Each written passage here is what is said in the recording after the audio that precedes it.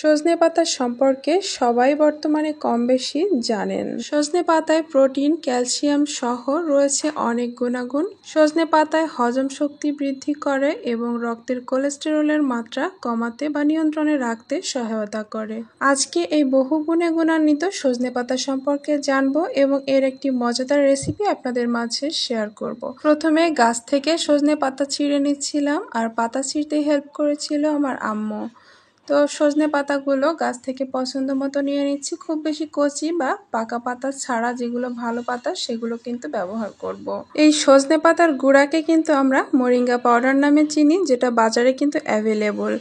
সজনে পাতার গুঁড়া কিন্তু পানিতে ভিজিয়ে শরবত আকারে খেলে অনেক রোগ প্রতিরোধ ক্ষমতা বাড়ে, আর বিশেষ করে ওজন নিয়ন্ত্রণ এবং কোলেস্টেরল নিয়ন্ত্রণে সজনে পাতার গুঁড়া খাওয়া হয়। সজনে পাতাগুলো তুলে আনার পর এইভাবে শিরা থেকে পাতাগুলোকে আলাদা করে নিতে হবে। এই চিকন চিকন ডাঁটাগুলো থাকলে একটু তিতা তিতা ভাব লাগে, তো যতটা সম্ভব এই ডাঁটাগুলো থেকে পাতাগুলোকে আলাদা করে নিব। যারা হাতের কাছে সজনে পাতা পান না তারা কিন্তু মোরিঙ্গা পাউডার কিনে বিভিন্ন রেসিপিতে ব্যবহার করতে পারেন বা ভর্তাও কিন্তু তৈরি করতে পারেন।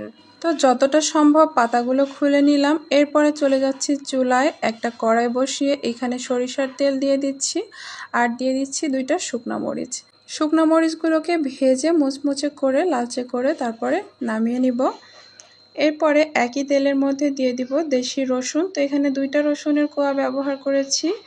6-7টা কাঁচামরিচ দিয়েছি আমি আমার স্বাদ মতো, আর দেশি পেঁয়াজ কুচি দিয়ে দিচ্ছি 2-3টার মতো। এখন এটাকে নেড়েচেড়ে হালকা গোল্ডেন ব্রাউন কালার করে ভেজে নিব। সজনে পাতা কিন্তু কয়েক রকমভাবে রান্না করা যায়, তার মধ্যে ভর্তা, ভাজি এবং স্যুপ তৈরি করেও কিন্তু খাওয়া যায়, বা উত্তরবঙ্গের মানুষ কিন্তু সজনে পাতা দিয়ে প্যালকা বা সলকা রেসিপিও তৈরি করে থাকে। পেঁয়াজ রসুনগুলো লাল লাল করে ভাজা হয়ে গেছে, এখন তেল ঝরিয়ে উঠিয়ে নিচ্ছি। আর এরপরে সজনে পাতাগুলো কিন্তু ধুয়ে পানি ঝরিয়ে নিয়েছি। এখন এই ধুয়ে রাখা পাতাগুলোকে একই প্যানের মধ্যে দিয়ে দিচ্ছি।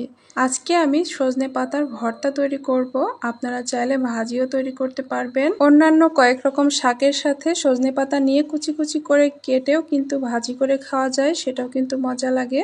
তো আমি এখানে একটা আলু আর কিছুটা পেঁয়াজ দিয়ে খুব ভালো মতো সিদ্ধ হয়ে আসা পর্যন্ত এগুলোকে ভেজে নিব। তো আমি অফ ক্যামেরায় কিছুটা পানিও দিয়েছিলাম। খুব ভালোভাবে সেদ্ধ করতে হবে, সজনে পাতাটা সিদ্ধ হতে একটু সময় লাগে। ওজন নিয়ন্ত্রণের ক্ষেত্রে কিন্তু আপনারা সজনে পাতা ভর্তা করেও খেতে পারেন, তবে সেই ক্ষেত্রে আলুটা বাদ দিবেন। তো আলুটা দিলে বেশি মজা হয়, এই জন্য আমি আলুটা দিয়েছি, আলু ছাড়াও কিন্তু করা যাবে।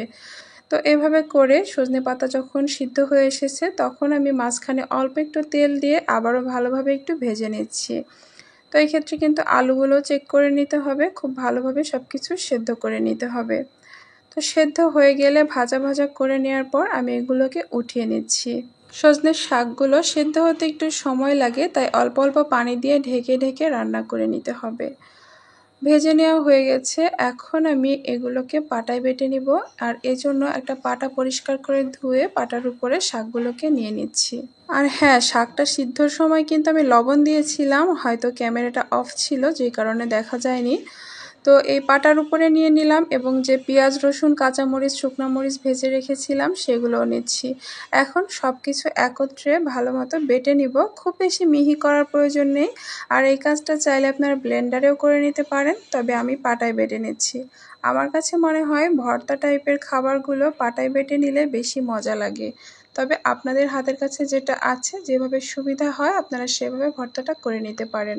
সজনে গাছের 3টি উপকরণে কিন্তু বিভিন্নভাবে খাওয়া যায় আর বিভিন্নভাবে উপকারী। সজনে পাতা, সজনে ফুল এবং সজনে ডাঁটা।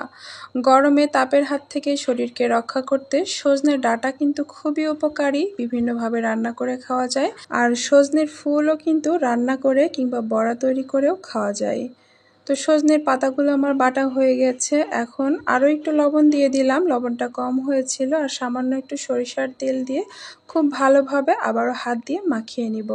যারা অতিরিক্ত ডায়াবেটিসে ভুগছেন তারা কিন্তু নিয়মিত সজনে পাতা জুস তৈরি করে কিংবা বিভিন্ন রেসিপিতে করে খেতে পারেন, সেই ক্ষেত্রে ডায়াবেটিস নিয়ন্ত্রণে রাখতে এবং ইনসুলিন তৈরিতে সহায়তা করে। কোষ্ঠকাঠিন্য বা অতিরিক্ত গ্যাস্ট্রিকের সমস্যা বা পেট ফাঁপার সমস্যা থাকলে কিন্তু সজনে পাতা খাওয়া যায়, যেটা সব ক্ষেত্রেই কিন্তু খুবই উপকারী।